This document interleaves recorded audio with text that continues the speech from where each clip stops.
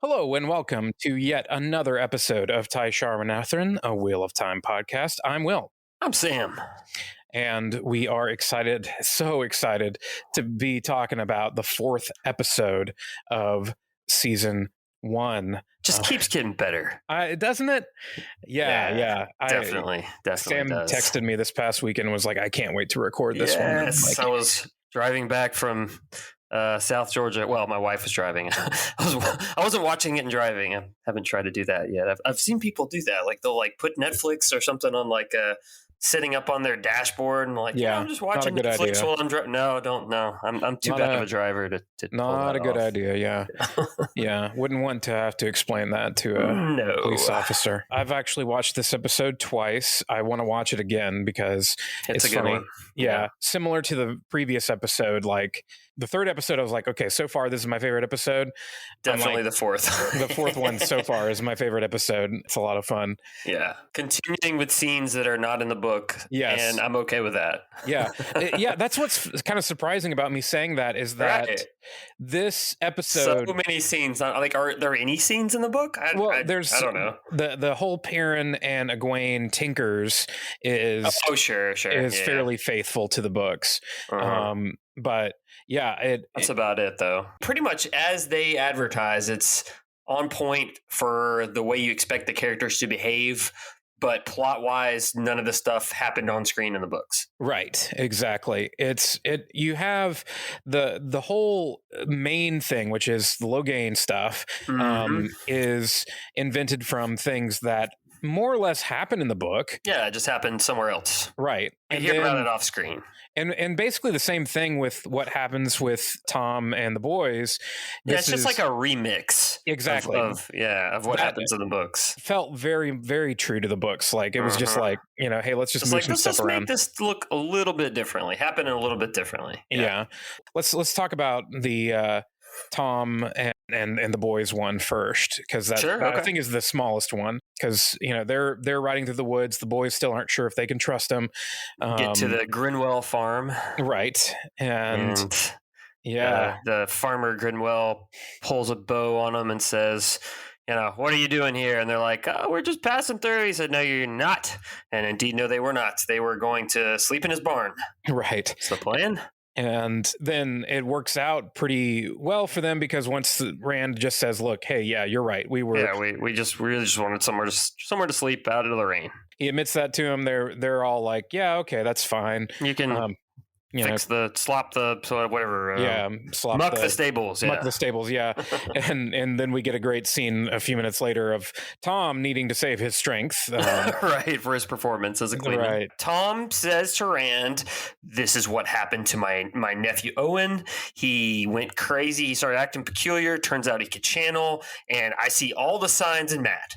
This is what's happening to Matt. We got to keep him away from the Aes Sedai. It's interesting. Yeah. This is doubling down on the idea, and this is not a spoiler. This is literally what the show is doing. It is trying really hard to make a case for each of the five. Yeah, I don't know if they're for Ta'Veren and Nynaeve, I guess. I don't know if she's supposed to be Ta'Veren or not. To be the Dragon Reborn at this point. Like, something has happened for each one of them. You can make an argument for them each to be the Dragon Reborn. And so it's just such a difference from the book. And it's really not doing anything that's not true to the books. It's just sort of playing things up in a convenient way. Right.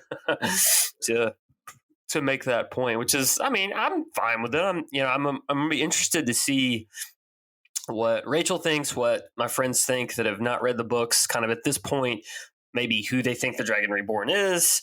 As we've sort of said, if the Dragon Reborn is not who it is in the books, then the show has fully veered into fan fiction territory. Yes. And I have no idea if I'm going to they should not do that. They shouldn't. I think you even said that Rafe has said that readers of the book know who it is. So we're not but it is fun for the many non-book readers that are watching the show to sort of have this case be made for each of the five. Yeah. And so it is it is sort of a weird thing for us have intimate knowledge of the books and sort of wanting to discuss events as they're really happening, but also, I don't know, there's like a line you could toe there where you don't want to give away the farm. What are the phrase or the phrase I'm thinking of here? I don't know. I'm struggling with this a little bit, and I'm wondering if I inadvertently stumbled over this line last episode. And if I did, listeners, I'm sorry. It's just one of those like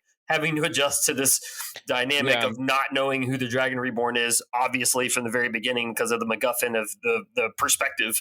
So I don't know. I don't know if how much we need to cling to that or try. I think we give it a try. I think we give it a try, and I would just ask for grace when the thing, guys, that if you're just watching the show and this is the first time, which also means you're new to our show.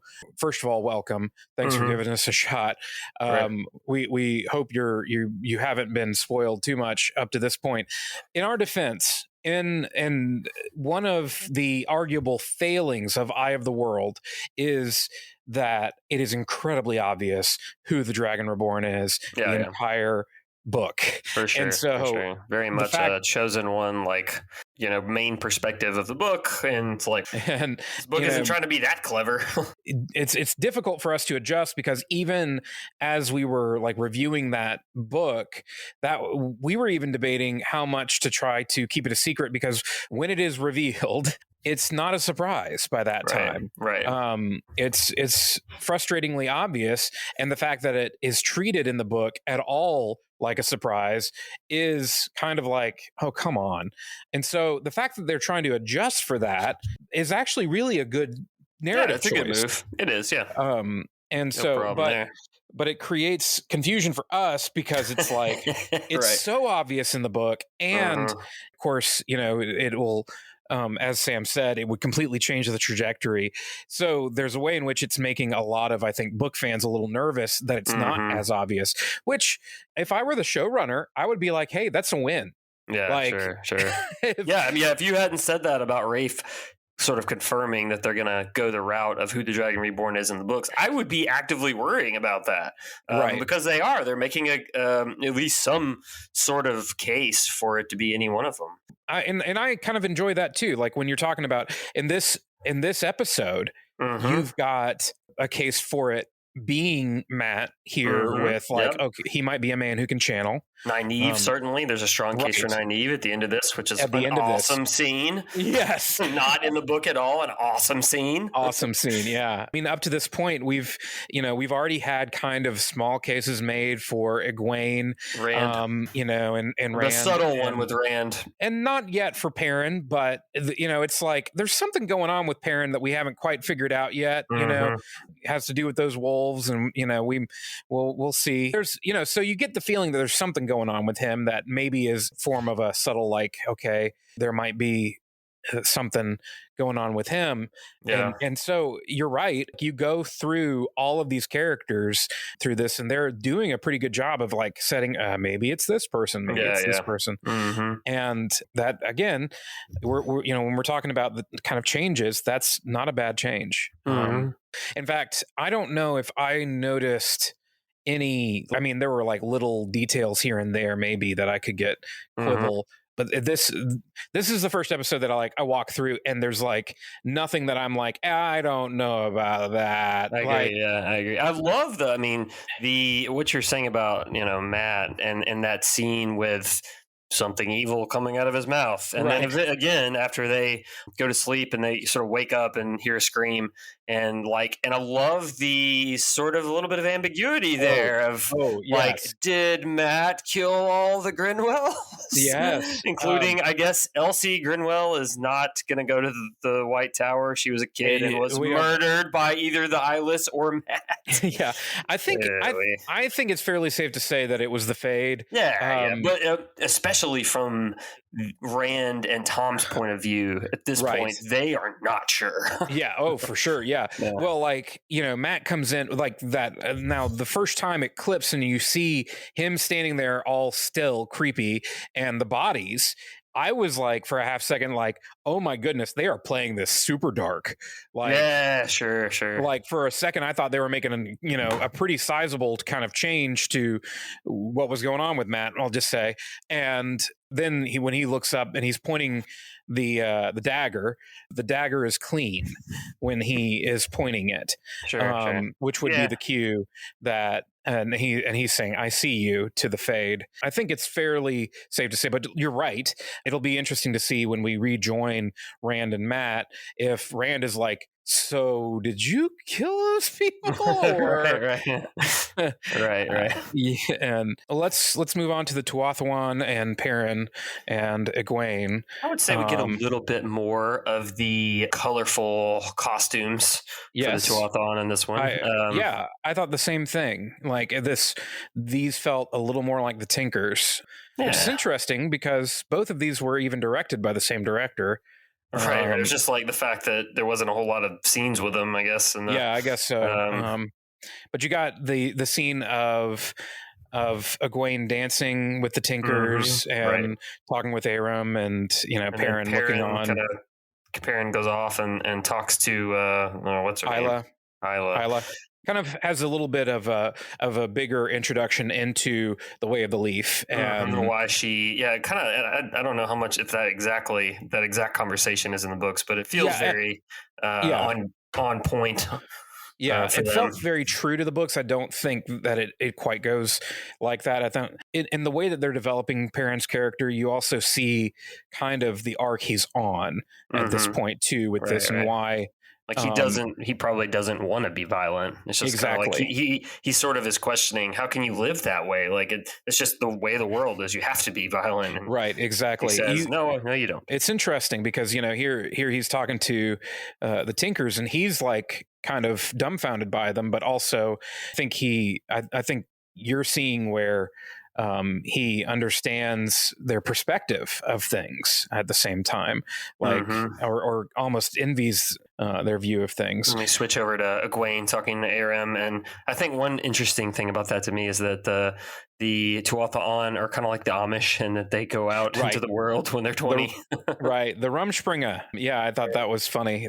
Some go off, but most come back, and I understand is also the way it is with the Amish that still the majority eventually return, which is intriguing. Aram has this line about not all leaves, or some leaves blow away from the tree or something like that, and you get this little feeling that he's saying he's not sure he's going to stay a tinker. Sure, yeah. We get introduced to Aram very early in the books like this. I mean, it's at this point in the books. This is something fairly accurate. We don't get a ton of him at that point, though. It's just kind of like he's mentioned as a handsome, confident guy that I think in the book, Perrin says something to Egwene about, hey, aren't you kind of promised to Rand? Well, that dynamic is a little different because of the fact that they kind of had a breakup. Right before all this. Perrin wouldn't say that because they're not really together now. It is kind of a different dynamic when she's talking to Aram a little bit too. Let's get to the main plot. Let's talk about the start of the episode with Logain. Logain is like kind of a demonic, intense Jesus. I don't know. Oh man, I just aside from the Emmons Field 5, Logain's he's probably in my top, maybe my top 3. I love it. I really do. Excellent. Like as I'm talking about, like from the books, I always felt like he was an interesting character that I would have liked to have seen more of, and we are getting that. For sure.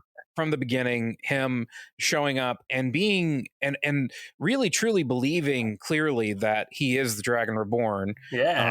Convicted. It's so interesting. And then, I mean, seeing, as they call it in the show, Galdan.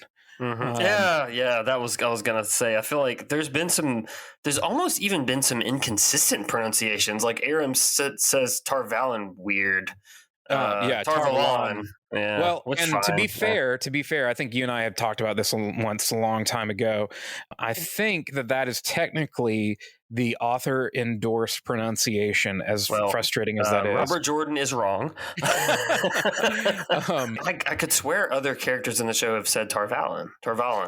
I don't know if it's been mentioned yet, because I think they've only said the White Tower at this point. Oh man, if they're going to be saying Tarvalon the whole show, I think they are. I think you're going to have to get used to it. I think you're going to have to get used to it. And audiobook and paper book readers might have before argued about, is it Gildon or Giladon? As I think I said Geldon or something in my head. Yeah, Michael Kramer. I'll probably still say that. Geldon. You said something closer to what they're saying. Because that apparently is what they're going with, but Gildan or whatever. Anyway, I love that their symbol looks like the 3-star Dragon Ball a little bit. It was on the King's dagger, and then it was on the pennant. And, That's funny. You know what? Until you said that, I couldn't figure out why I thought that was funny looking. Right. Now you said it looks like a Dragon Ball. I'm like, yes. That's what it is. That was in the back of my mind. I was like, why is that funny to me? And no, that's exactly right. As I was watching this, I watched this with my parents over the Thanksgiving break. And nice. As we kept seeing things, they were like, where was this shot? Where was this shot? Yeah. I was like, well, we know Czech. Most of it was in the Czech Republic. Some of it was in Croatia. Well, when we got to Gildon, whatever. Yeah, whatever. I started to say, well, I guess the Czech Republic, but then I remembered that there was rumor of just Alvaro Morte shooting at a location in Spain. And I think we even guessed that this might have been what it was. Sure. That it was, him invading. And so I was like, no, yeah, I think this was shot in Spain. And anyway. Right on. But yeah, that whole opening, his intensity when he walks up to him. Yeah, when he turns the dagger back toward the king and then makes him drop it. It's like, join me. Like, Logain, maybe you should be the Dragon Reborn. I join him. Yeah, exactly. Yeah. You have the taint or corruption or whatever. Sure. Showing up on his weaves and everything. I was going to say, I think Moraine, it mentions something about men not being able to see women not being able to see men's weaves, and presumably vice versa. So that is something we had speculated about. It's good to get some verbal confirmation of it. I'm glad you mentioned that, because that was actually something that, we did talk about in the last episode that I was curious about. Yeah, I don't have a problem with seeing the taint corruption in his weaves, and presumably in any man's weaves who channels. That's okay to kind of as a visual reminder that I think it's they've got voices, and also that there is a personified voice for Logain, and there's even a name. There was yes, I saw that too. It started with an E or something like that. Yeah. The female voice had a name in the captions. I noticed that as well. Yeah, I thought about looking it up in the Wikia to see if that was an existing piece. Oh, by the way, Elucia Salid is what is the name. Okay, Elucia. So it's like it almost speculate that is indeed the person that Logain was in a previous turning of the wheel. That would be my guess. That would be my guess, that whoever the Dragon Reborn is, when they start hearing voices, it will be the dragon, and that will be our confirmation. That would be kind of my. So especially since we know that Luce Theron has been cast. So right. No, that's a good point. Yeah, this is we'll return to Logain in a second. I want to just say this while I'm thinking of it.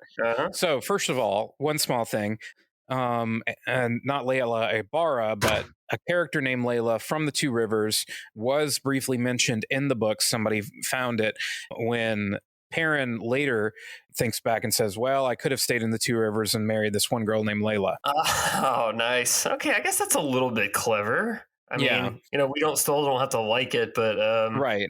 But they at least were actually dipped into the books for the name. So, I was gonna say about what's her name, Karuna or whatever. Karini. Karini. I wanted to is that a character anywhere in the books or not? Okay. Yes. Okay. Sorry, I didn't mean to jump around, but you just reminded me of that. Yeah, I think she's a new spring in the books. Okay, that would explain why I didn't remember, since I have no idea how long it's been since I read New Spring, since we haven't gotten to it yet on our show, which we may or may not ever. I don't know. Who knows? We could do that to spice up the slog a little bit. We could just drop in a New Spring after this book. Yeah, I'd be okay with it, especially this right now in the middle of the show that's doing New Spring stuff. I think we should do that. Yeah, definitely. We could do that. Yeah, after we finish Winter's Heart. Here's the other thing about Layla, that this is how many times I've watched these episodes now. Sure. Okay, so the scene where Layla is introduced, when Perrin comes in and puts his arms around her, they do a close-up of his hands coming around her stomach. Yep. In a way that... Oh, like she's pregnant? Right. And so here's my... was thinking that.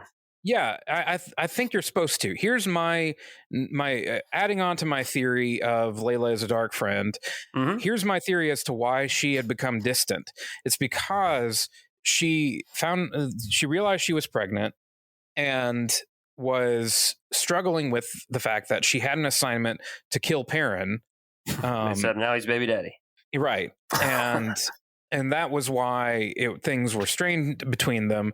And, Perrin didn't know why. He just, knows that she's become distant. And, when he says, I love you, and she says, I know, right. It's all, I'm just saying. I'm not saying, I'm just saying. No, I was just rolling my eyes anytime I hear that line. Anyway, back to Logain. The thing that I would have liked to have seen is them capturing this guy. Yeah, that's true. Of all things that happen off screen, I was like, but we skipped right to him being shielded by only 2 Aes Sedai at a time. Yeah, it definitely. So they pay lip service to the idea that he's strong, right? But I don't get the idea that men in the show are going to be so much stronger than women, right? Like is the case in the books, right? The fact that I think one of them says, Alana says, like trying to hold a cat in a bath is how hard it was to shield him. But, and so that's like, they're just kind of proving that it's like hard to hold. But also in the books, I don't think that, if you have a circle of however many women, it would be that hard to hold him. So I guess you could make an argument that if there were, 5 or 6 of them holding the shield at any time, right, that they wouldn't have as much trouble. But in the books, they would never have tried to just hold a shield with 2. Right. You would have had. You think about a later point. Yeah. Where there are 6 Aes Sedai shielding a man. That's so it's just something I've noticed that like I can't tell what that dynamic is quite going to be yet. But it would seem like maybe power levels are closer to comparable between men and women. We'll see. Right. For the books, there's the Wheel of Time companion that has numerical values that actually, lay out. Yeah, the official Wheel of Time companion has a power scale that explains who is the most powerful channeler, and you can like go down the list kind of and see very clearly Dragon Reborn is up there, obviously. Mm-hmm. Yeah. And then you have certain Forsaken ranking in there. And then you have other major characters making it clear who the most powerful, kind of the paper, rock, scissors, as it were, of it all. It's consistent with what's in the books. It if you to some degree, if you listen, and as people say, oh, this person's more powerful than this person, and this, right, the Aes Sedai naturally defer to someone who's a woman who's stronger than them.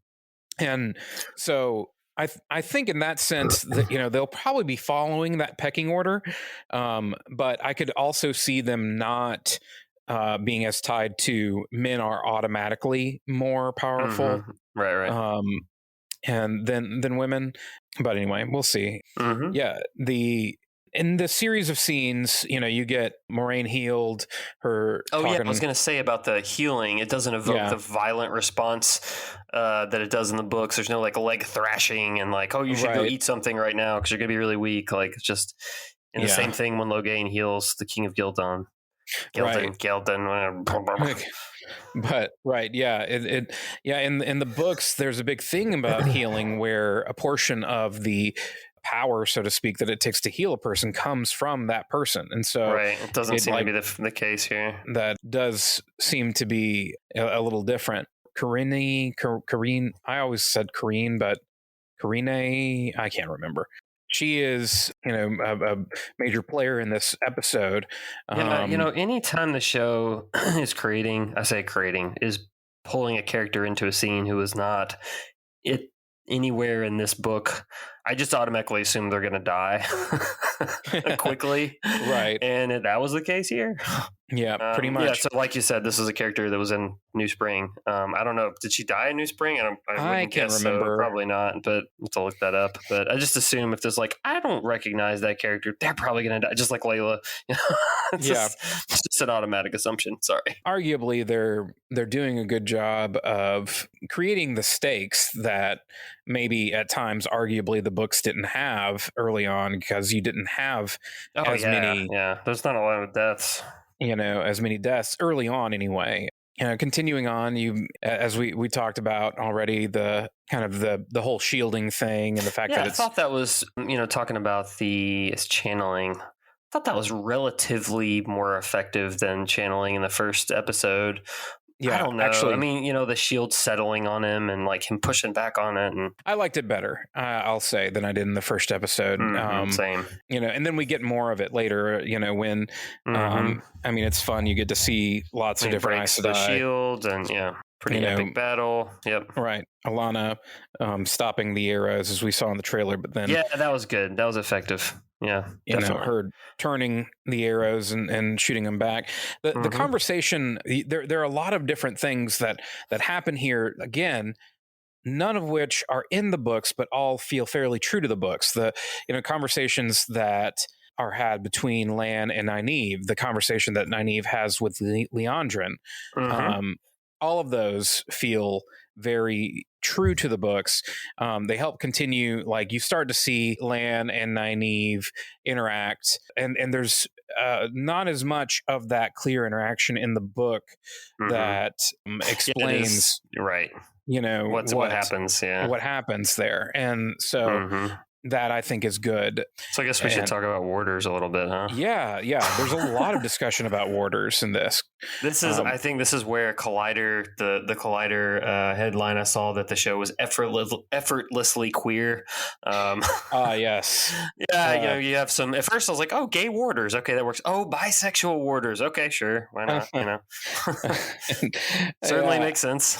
It's especially it's an interesting kind of foil with the relationship between Lan and Moraine, very different. Their relationship is very platonic, very and clearly so. Versus Alana, it's accurate to the book in the sense of she is a green and greens often. They're greens. You kind of always hear the Aes Sedai sort of sniff and roll their eyes when they talk about greens a little bit, because they always have multiple warders. But part of the thing that I always want to feel like is supposed to be clear is that the multiple warder thing is because they're the battle Aja, and so having they have this reputation because of that. At the end of the day, those multiple warders are not going to go marry somebody else and then go off. That's always it's always sort of an open question. Oh, okay, so are they celibate?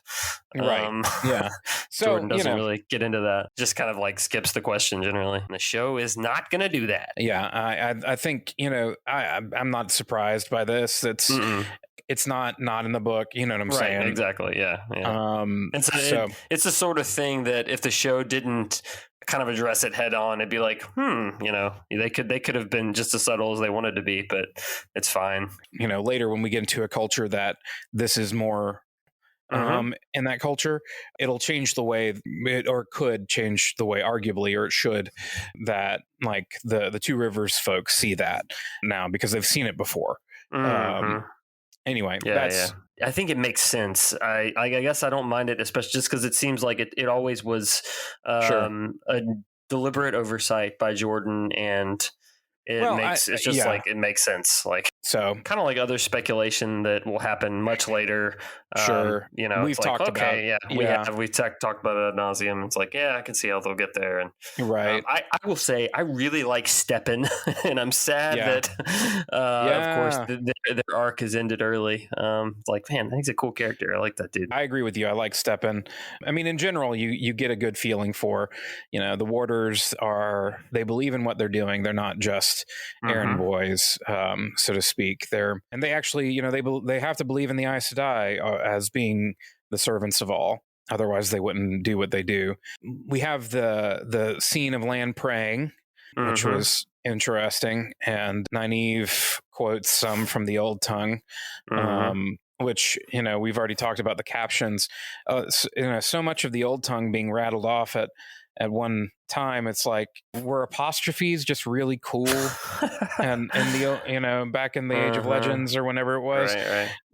Just like, think about like older languages tend to be more complicated. Think of like ancient Hebrew, Old English. Right. Yeah. Right. It's true. It's just funny to me, like seeing it written out and like all the the contracted kind of things, which I know is accurate to the way the Old Tongue is written in the books, but I was just seeing it all like in a row there, like several words. Usually in the books, it's like one phrase or one word. Sure, a name or something. Yeah. It turns out that this thing she has memorized and she doesn't know what it means in the Old Tongue was the last words of the king of Manetheren, I guess Aemon, to his wife. I love that Aemon is I think that's a Lord of the Rings reference, but I just think of Game of Thrones now, Aemon Targaryen. Yeah. It's funny how they all borrowed liberally from each other in Lord of the Rings, primarily from Lord of the Rings. But yeah, it's true.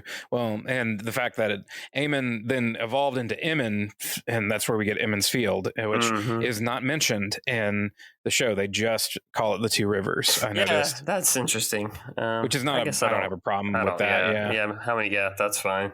It was always a little bit like confusing. Like, so are we still in the Two Rivers and Terran Ferry? And like, exactly.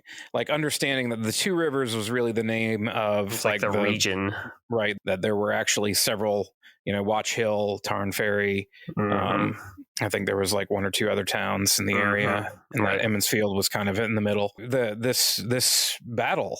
Oh man, yeah. Like so, I guess as leading up to that, Liandrin and the Aes Sedai are trying to stop Loghain, and Liandrin almost burns herself out. That was a cool way to establish that as a concept, where like her face is kind of glowing and she's about to burn herself out. I like how the show is establishing these magical concepts, the magic system, the hard magic system as it is, without just spelling it out in exposition. They're doing a good job of trying to make it come up naturally so that it's not, because there's times in the books where it is exposition dumps. Sure. And it's done in the form of teaching because characters need to know, but that wouldn't work as well in a TV show if you have a character just talk for 6 minutes about the way the magic system works. Would not be as fun. So they're doing a good job of showing it. And then the whole business of Karini getting killed and Steppen kind of like goes berserk a little bit. Right. Yeah. Runs in. Destroys his axes. Pulls, or one of them at least. I don't know. Yeah. Pulls a Star-Lord, and lets his emotions screw up what was going okay up to that point, and sticking his axes through the shield, which is an interesting thing. I don't know if we have a clear example of something like that in the books, but it kind of makes sense. That if you put an object through the shield, then the weaves could then touch that object, and therefore, in that case, like break them up and fling them out. I'm good with that. I guess we kind of skipped over a little bit right before that. The actual battle, sure, yeah. Well, the battle's great. The battle's fun. It's kind of jerky, which is I don't mind too much. Yeah, it's not. I mean, clearly this is not an end of season kind of battle. It was just a skirmish. Here's Alana throwing some dirt up using earth Pretty cool. Several different random Aes Sedai. Well, some random reds. Yep. Yep. One of them gets killed, and it's like, oh, what about her? Oh, never mind. Yeah, she doesn't have love order. when they're not in the X-ray. Like, well, that's not a good sign for you. Literally a red shirt. Yep, literally. I had that thought too. I was like, oh yes, we have red shirts in this episode. Red shirts, yeah. So, but Moiraine talking to Logain. Oh yeah, she right she before walks in and all the other Aes Sedai come in and she's like, okay, before they all show up, tell me why the Dragon Reborn. Yeah, tell me why I should believe you're the Dragon Reborn. He fails to convince her. He's like, I have the lady talking to me. She's like, oh, that means you're crazy. Yeah. And then, and she says this, your power is a trickle in comparison to the raging sun or whatever she says of the power of the Dragon Reborn. Right. A few minutes later, after Steppen's axes are then used to kill pretty much everyone in the room. Right. And then Nynaeve gets mad. He runs in, gets upset, and channels to heal Lan. And really heal everybody in the room, which is... yeah, she's only really focused on Lan, but yeah, heals everybody. Everybody stands up. And Liandrin then takes this as an excuse to do what she's wanted to do this whole time. And gentle Logain. I want to say the other thing about Nynaeve's healing is it like she gets like the Super Saiyan hair a little bit. Yes, like, I did notice that. Yeah, pretty great. Then Liandrin stands up. Yeah, like Logain is like a raging sun, and so he's like distracted from defending himself, I guess. I guess, yeah. Mm-hmm. Well, and then at that Liandrin's point, like, I'm mad, and we're gonna do this. Yeah, at that point you have, whatever 6 Aes Sedai in the room or more, and that are then able to link. Captain Planet thing, and right. And now this is just a difference with the book. I don't think this is a spoiler. In the book, I'm pretty sure circle of 13, right? It takes a full circle of 13 to gentle a man. There are not 13 Aes Sedai here. I didn't count. There's like 6 or 7, maybe. Right. At one point, not talking about a full circle. No one is concerned about that. They're just like, as many people as you're here, work with me. That's one difference. It'll be interesting to see because it's kind of important. It comes up a lot as a kind of story MacGuffin. Like, there are 13 Aes Sedai in the city. Well, I can't go there. Right, exactly. And because it's kind of the magic number, so to speak, to potentially get a very powerful channeler under control. So I don't know if they're going to say later, oh, it takes 8 or whatever, which I wouldn't have a huge problem with. Let's establish it as something though.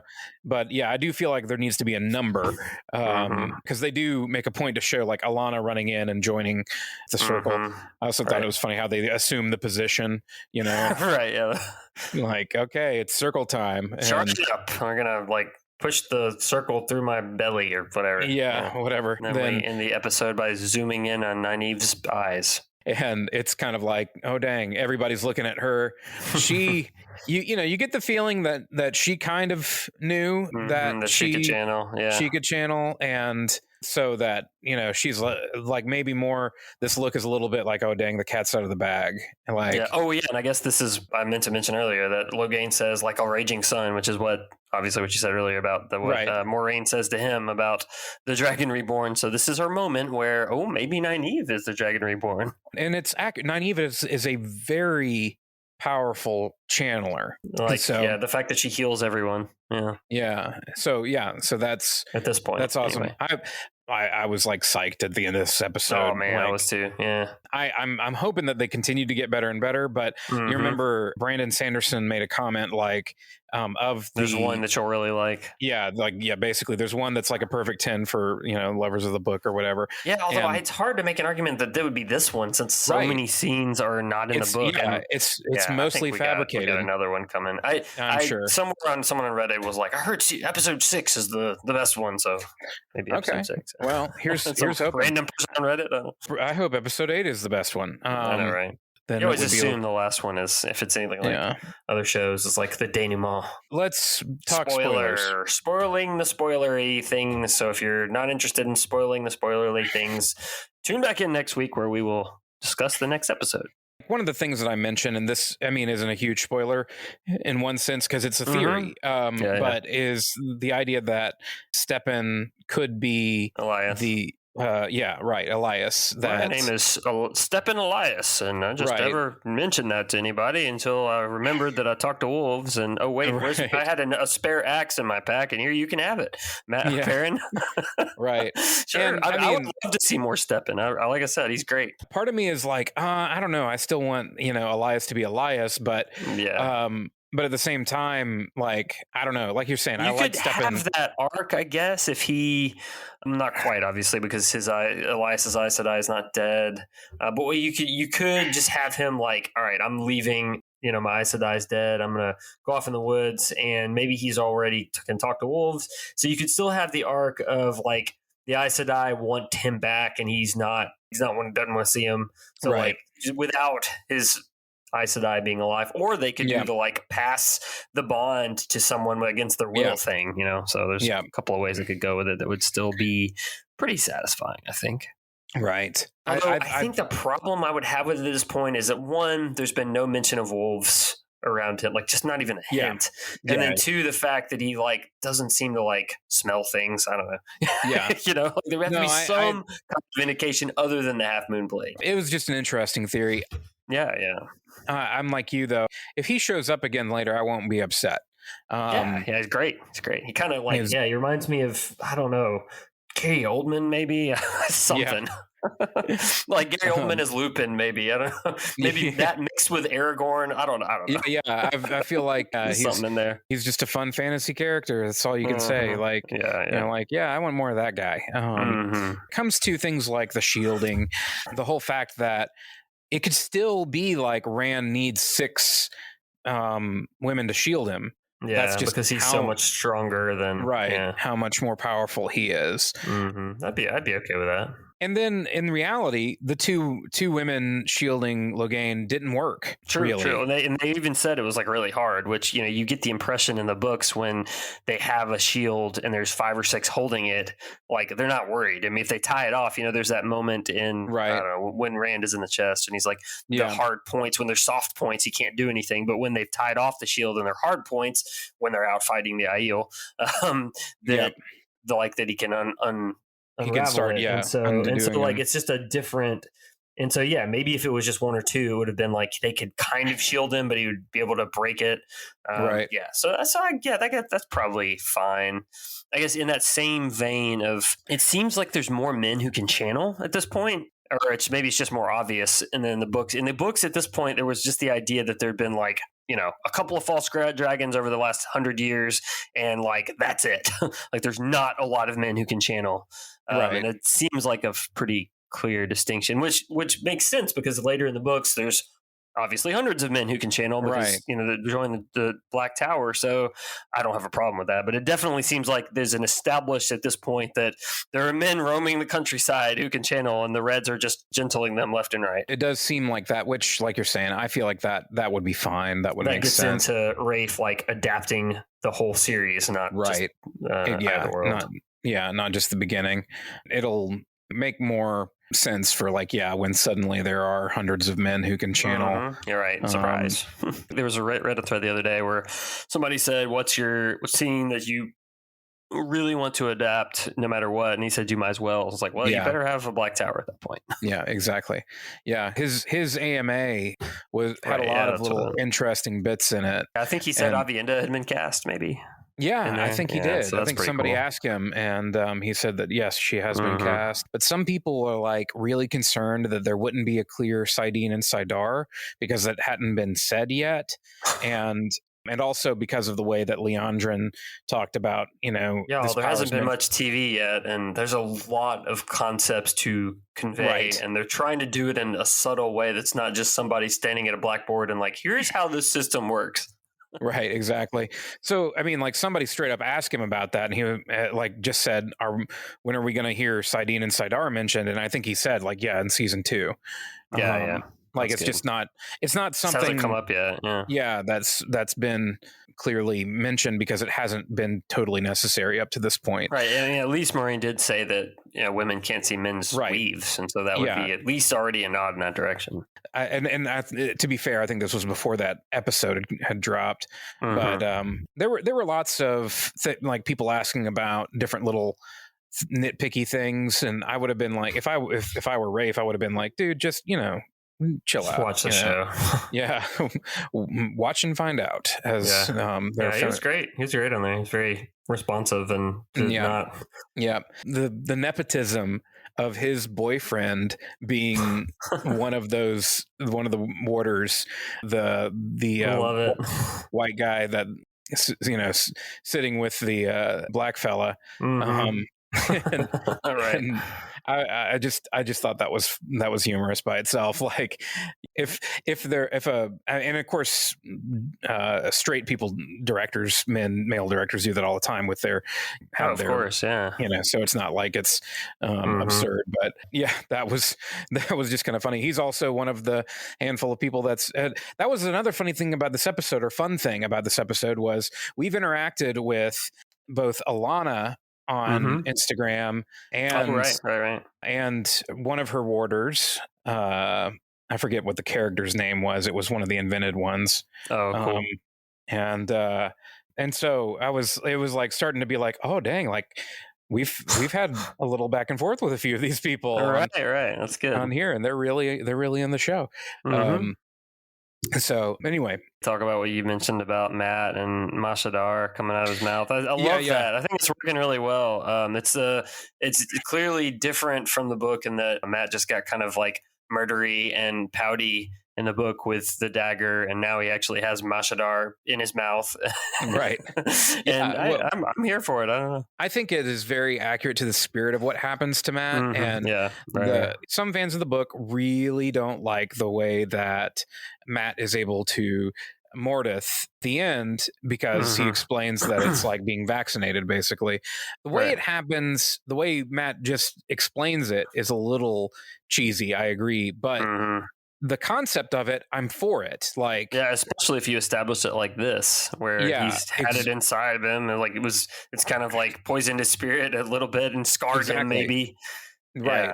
I like that idea that Mashadar has basically lived inside him for several episodes, at least, maybe in through the next season. And I think I really like that so far, at least we haven't, he was already kind of had an attitude with Rand, which, was like they're back and forth. And so there's a little bit of that, like him being just kind of a jerk, but it's more, I think you don't have to lean into that as much with him getting sick and sleepwalking with demonic fog coming out of his mouth. Like you already have established he's got this problem. You don't have to have him also be a jerk.